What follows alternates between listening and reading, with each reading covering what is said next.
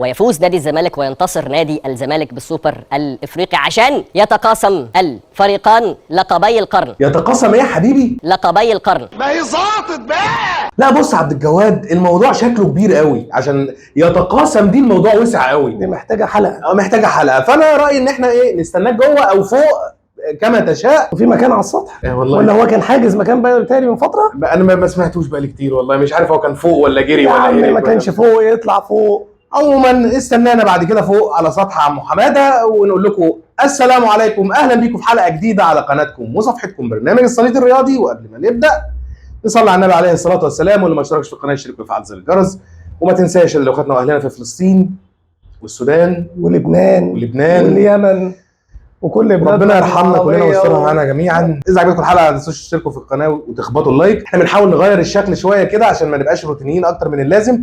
فقولوا لنا رايكم في النظام ده، وهل النظام العادي بتاعنا بتاع الصليط الرياضي افضل ولا النظام ده افضل؟ ويلا بينا نبدا.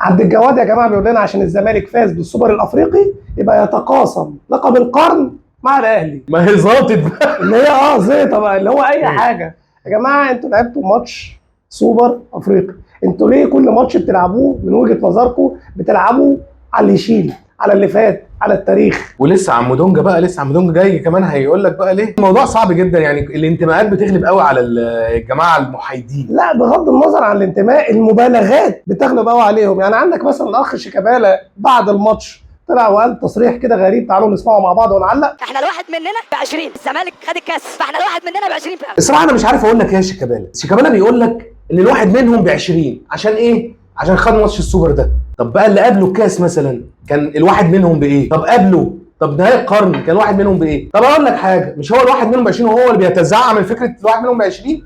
هو على فكره يا جماعه شيكابالا من اول ما بقاش موجود من ضمن ال20 اللي هو فيهم دول، والزمالك بيكسب. يعني هو احنا مش عايزين نتكلم يعني. مباراه الدور الاول بتاعت الدوري الاخير ده شيكابالا ما شاركش، فاز الزمالك.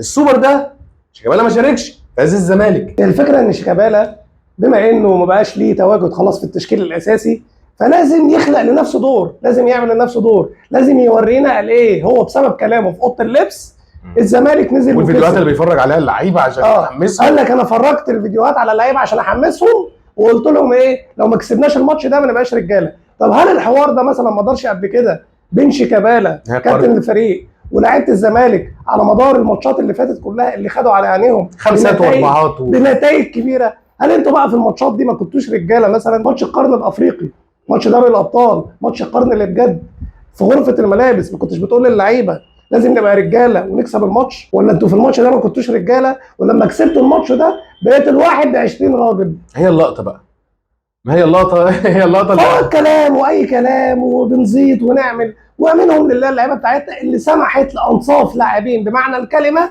ان هي تطلع وتهبط وتحسسنا ان هم عملوا اللي ما يتعملش. انا بقول لك يا باشا، هي اللقطه اللي هتاخدنا بقى لعم دونجا اللي بيتكلم على امام عاشور ويقول لك ان هو عايز لقطه، وهيقول شويه كلام حرق دمي الصراحه، وحرق دمي من اللعيبه بتاعتنا ان هم ادوا لهم فرصه ان هم يقولوا الكلام ده. تعالوا نسمع اول فيديو لدونجا معانا. ايه اللي حصل بقى ما بينك وبين امام عاشور؟ ايه يا بيه؟ لا ولا حاجه والله، انا ضربه الجزاء جت، اللعيبه معترضه، الكوره جت، فبيكلمني فبقول له ما تكلمنيش، انا الراجل ده اللي هيشوط، ماليش دعوه، انت ارجع، انت غلط فيا، شتمني باهلي، ده كان رد فعل يعني. قبل ما نكمل كلام دونجا اللي حرق دمي جدا، خلينا نعقب على نقطه معينه هو فاكر نفسه بيها كده، ان هو بيركب الجيم. لما بيقول لك انا ما عملتلوش حاجه، انا واقف هو اللي جاي لي وانا بقول له ارجع. طب حضرتك واقف عند نقطه الجزاء اللي انتوا عمالين تلعبوا فيها عشان تبوظوها، فامام عاشور بيقول لك ارجع. يعني انت اصلا اللي مالكش دور في المكان ده، انت بتقول اسامه هيشوط، هو ماله؟ يعني هو ماله؟ انت اللي ترجع يا حبيبي، انت اللي ترجع، مش هو اللي يرجع. هو وفرقته هيشوطوا ضربه الجزاء، انت دورك ايه هنا؟ جاي عشان تستفزهم ولا لا؟ فما تجيش بقى تبيع الميه في حاره السقايين عشان احنا قافشينك. وخلونا بقى نسمع الكلام اللي يحرق الدم. مش من الصح يعني ان انت تبقى مركز في الماتش، انك تبقى جاي ماتش تعمل لقطه. اللي بيحصل ده كلها يعني دي احنا بنلعب كوره، ما تركز في الملعب، تشتم ليه؟ تركز في الملعب، العب كوره وخليك جامد في الملعب واكسب، ما عنديش مشكله خالص، ما عنديش مشكله العب كوره. بس ان احنا نبقى جايين الماتش بقى اول حاجه احنا جايين مركزين ان انا هعمل دي عشان الصوره ما تجيبني وانا بضحك بعد ما جبت الجول الاولاني، تبص لي وتضحك عشان الصوره تجي لك وانت بتضحك، فبعد الماتش تبقى مفكر بقى في كابشن تحطه تعمل اللقطه. ما انت مركز في الكوره، فنركز في الملعب، نركز في الملعب. انت ما غلطتش فيه، رد الفعل ده ليه؟ ما انا مش مجنون. طب ما انا من اول الماتش ما فيش حد اديها 22 دلوقتي. هي الحته دي يا مصطفى، انا بيتهيألي يعني مفيش اسوأ من عقاب للاعيبه الاهلي ان يعني واحد يعني فقير فنيا في الملعب، لاعب ملوش اي 30 لازمه زي اللاعب ده، يطلع يديهم نصايح ويقول لهم ركزوا في الملعب، عايز تكسب خليك جامد في الملعب، خليك جامد في الملعب واكسب، ما واكسب. تعملش لقطه. تخيل انت واحد انت دايس على وشه بقالك قد ايه، بتكسبه بسكور بقالك قد ايه، خدت على قفاه كام بطوله، فطالع بيدينا احنا نصيحه وللاعيبه الاهلي نصيحه، ويقول له خليك جامد واكسب في الملعب، ركز في الملعب. وقال ايه؟ بيقول له ابعد عن اللقطه. ملك اللقطه، ملك اللقطه، ملوك اللقطه اللي اساسا قبل كده مثلا تحس ان هو ما كانش لهم دور اساسا في اي حاجه خالص، ملوش وجود. انا بلعب نهائي افريقيا وهو ملوش وجود، ويقول لك اطلع اضرب يا بدري مثلا، دي حاجه انت مش موجود اصلا في الوجود، وهو طلع ياخد لقطه عشان انت خسرت نهائي افريقيا وهو ما كانش موجود في الدنيا. ملوك اللقطه بيقولوا للاعيبه بتاعتنا ابعد عن اللقطه. واعتقد مفيش اكتر من كده عقاب للاعيبه الاهلي.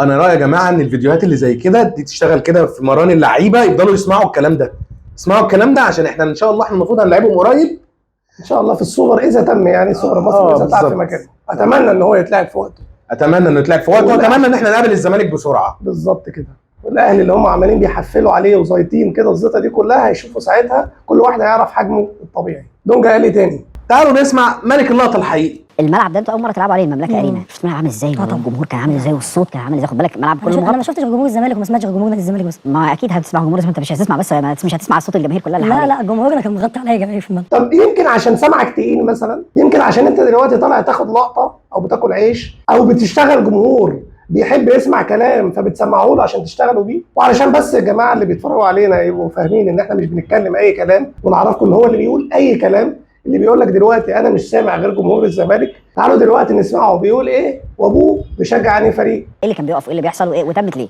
لا هو يعني من اول يوم كانت رغبتي نادي الزمالك. كل سنه الناس بتيجي تفاوض بيراميدز مش عايز يمشيني، فبيبوظ الصفقه، بيطلب مبلغ كبير، فالمقابل المادي بقى صعب، فما كانش بتمشي. سنه بعد الثانيه نفس الكلام نفس الكلام. جه في موسم كلمني فيه النادي الاهلي كلمني في موسم لما كان امير توفيق كلمني. ايه اللي حصل؟ هو النادي في بيراميدز عارف انا لو همشي هروح الزمالك، والله يعني هو في نفس الوقت كان الزمالك بيكلمه. انتوا العيله عندكم كلها زملكاويه؟ كلها زملكاويه. واحساسهم كان ايه اول لما انضميت للزمالك؟ لا انا كان نفسي والدي بس يبقى عايش لو انا موجود، الله يرحمه. يعني كان بيحب مين في الزمالك؟ شيكا، كل الناس بتحب شيكا.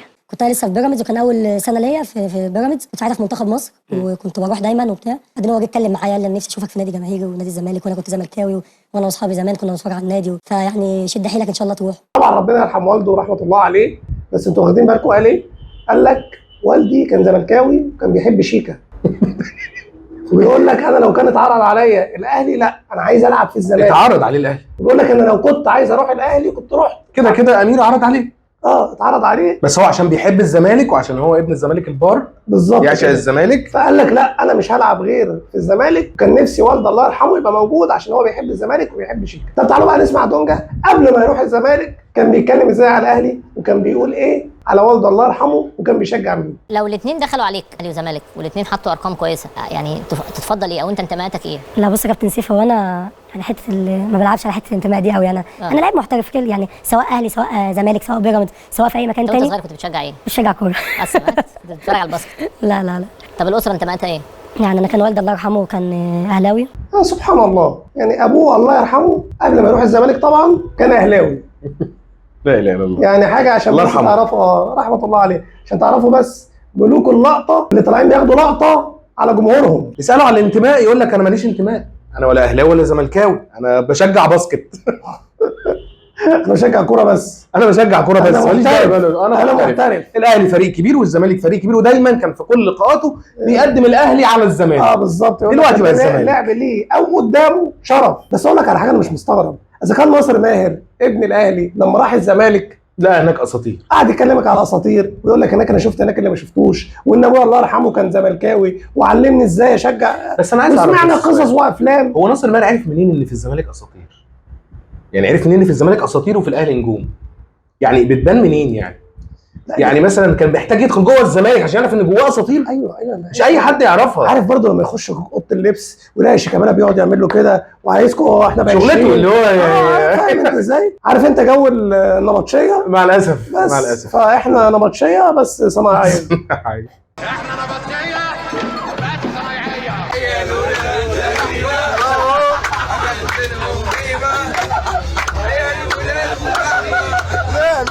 هو ايه ده بقى لا مؤاخذه؟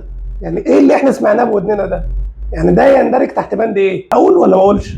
ما تقولش، احنا مش اهم حاجه مش كهربا تعاقب، مش حط الجون صح وتعاقب والدنيا كلها هاجت وماجت بالظبط، والحمد لله كله مرتاح والزملكاويه مرتاحين. لكن لما حد يطلع يشتم نادي بجمهوره يقولوا اعتقد يعني اللفظ كان واضح يعني ولاد كذا، طبعا اللفظ مش هينفع نقوله، ده عادي، ده عادي، ولا حد هيجيب سيرته ولا حد ده احنا كمان نستضيفه في البرامج بالليل ونفرح ونلمع فيه زياده ونلمع فيه حاجه جميله يعني، حاجه يعني اقل. مع الاسف ده مستواكم ودي بيئتكم، وانتوا ده انتوا بس فالحين او اللي بيتميزوا بيه ان هم يعملوا الغلط وياخدوا لقطه عليك انت لو بس اتنفست كده حاجه غلط يعني عملت حاجه كده مش اعداء الزملكاويه بقيت اعداء الساميه اعداء الزلموكاويه على راي البعض. مع الاسف مش هنسمع حد يتكلم ولا ينتقد الكلام ده، لان هو الفيديو هو بقى يومين ومفيش حد مش شايف حد يتكلم الا على السوشيال ميديا، احنا بس اللي ممكن نتكلم وخلاص. انما عادي هم ما دام عايزين يطرمخوا على حاجه خلاص، ويقول لك الاهلاويه والاهلي واعلام الاهلي اقوى حاجه في الدنيا وهم اللي بيسيطروا على الكوره في مصر ومش عارف ايه. تخيل انت لو لقطه زي دي من لاعب يخص الاهلي شوف هتتبروز ازاي، كان ايه اللي حصل فيها.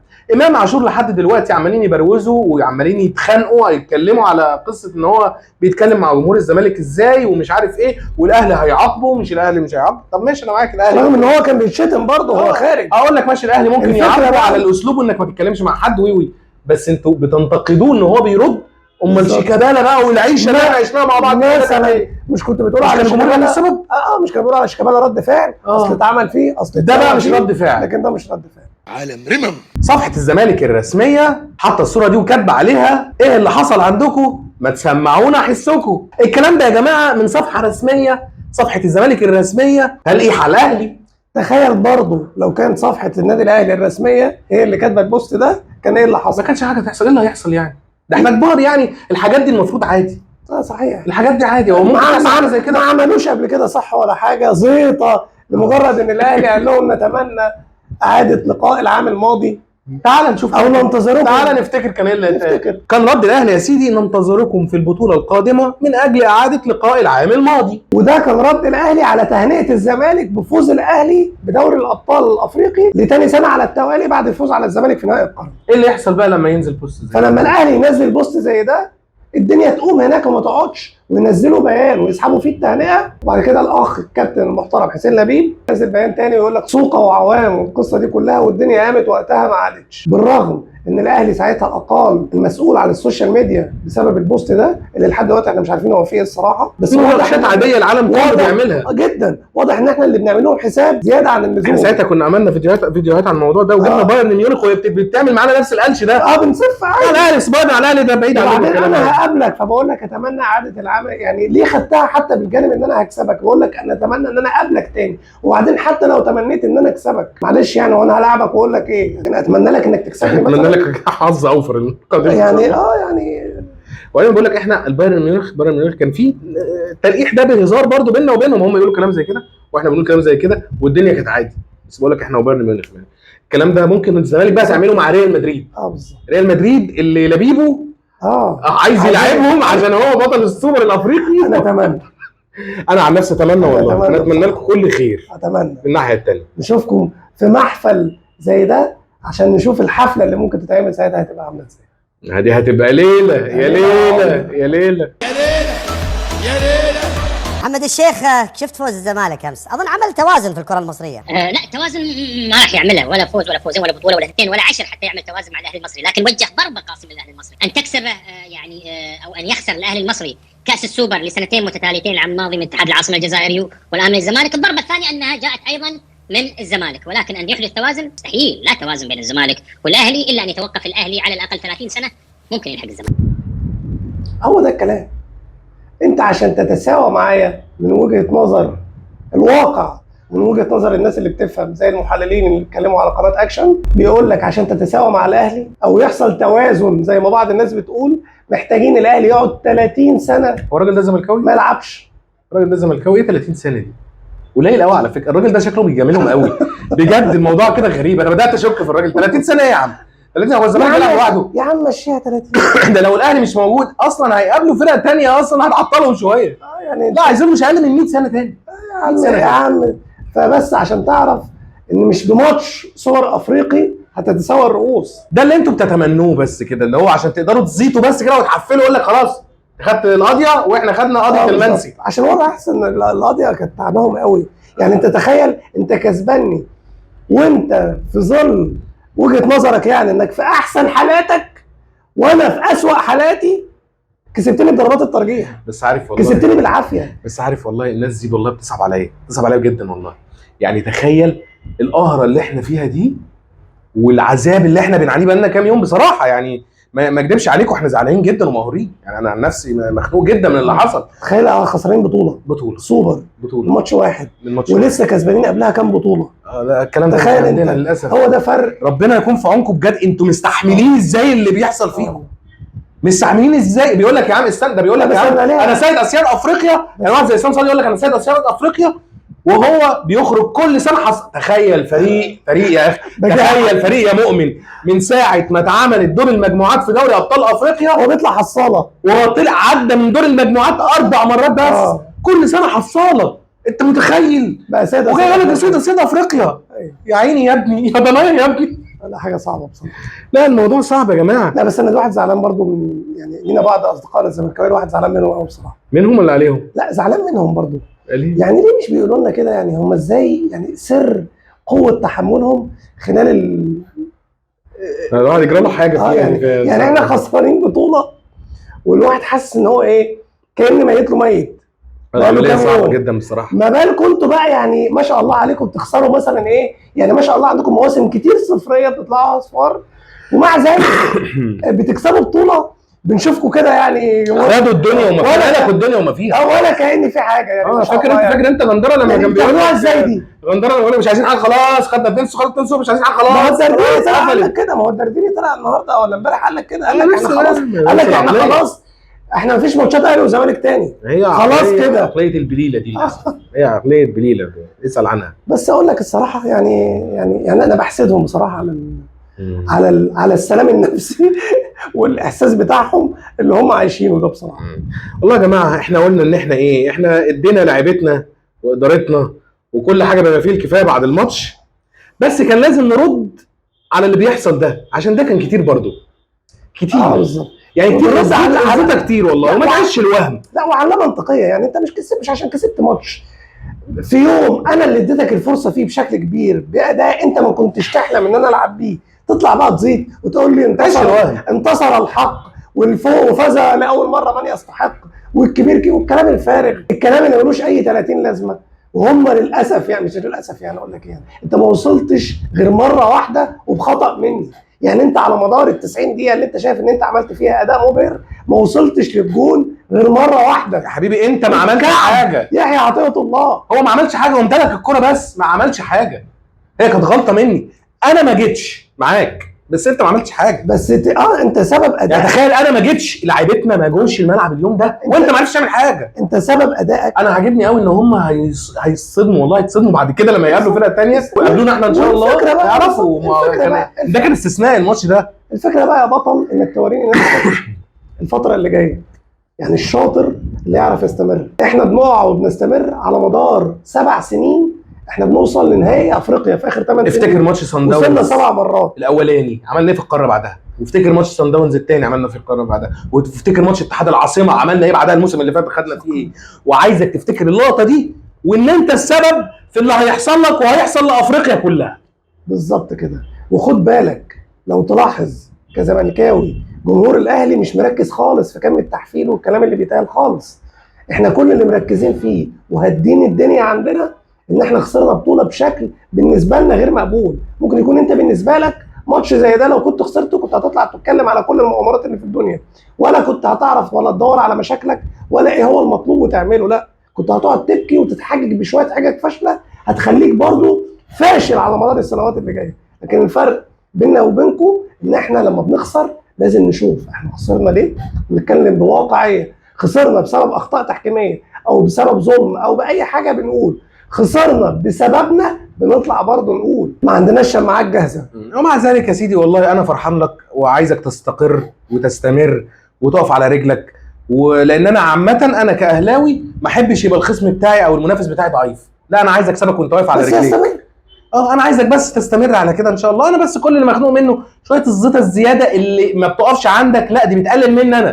ما تقوليش انا ساده افريقيا، لا يا حبيبي، ما اتكلم عن نفسك، افرح وزيد، بس ما تجيبش سيره انا دلوقتي بعمل الفيديو ده عشان برد عشان انت جاي ناحيتي انا، لا يعني زيد بالعقل كده. ما تجيش تقول لي ضربه الجزاء بتاعت اكرم مش ضربه جزاء، يعني ما تجيش تعيش الوهم. بس انت عارف ان انا اللي بيتكلم على ضربه الجزاء بتاعت اكرم توفيق مش ضربه جزاء، وبيقول لك الكوره بتاعت دونجا دي ضربه جزاء.